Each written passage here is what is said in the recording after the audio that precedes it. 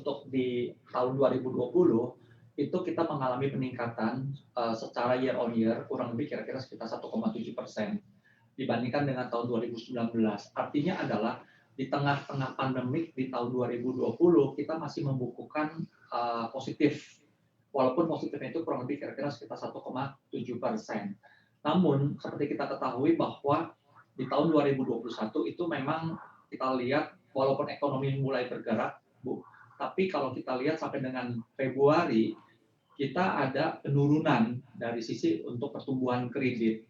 Kenapa kita ada mengalami penurunan pertumbuhan kredit? Karena kalau kita lihat bahwa kita punya run off itu memang lebih besar dibandingkan kalau misalkan nasabah yang kita booking baru. Jadi itu yang menjadi PR kami. Artinya adalah sampai dengan bulan Februari kita membukukan kredit baru itu lebih sedikit dibandingkan yang memang mengalami penurunan.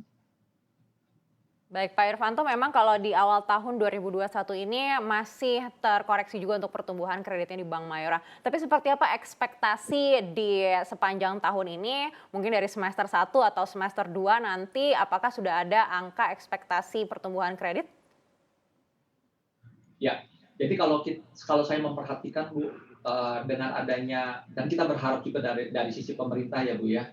Jadi kalau kita lihat dengan adanya vaksin yang sudah bergulir di hampir semua daerah, terus kemudian kita melihat juga dari sisi pelaku usaha yang diberikan vaksin lebih dulu dan sebagainya, maka kami berharap bahwa secara pelaku usaha mereka sudah buka usaha, industri kemudian bagus dan sebagainya, maka ekspektasi saya sampai dengan akhir tahun kemungkinan kredit itu khususnya di Bank Mayora itu akan tumbuh kembali.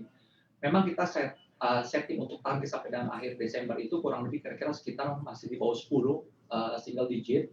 Tapi kalau saya perkirakan mungkin kita akan tumbuh kurang lebih kira-kira sekitar 4 sampai dengan 5% saja. 4 hingga 5%. Baik, lalu berikutnya untuk terkait dengan restrukturisasi sendiri di tahun ini harapannya seperti apa, Pak? Apakah juga akan menipis lagi dari jumlah yang tadi disampaikan? Ya, jadi uh, secara regulator Bu, mereka memberikan istilahnya restrukturisasi kedua sampai dengan Maret 2022. Dan kami sudah memberikan restrukturisasi terkait dengan seluruh nasabah, jumlahnya seperti tadi saya sampaikan.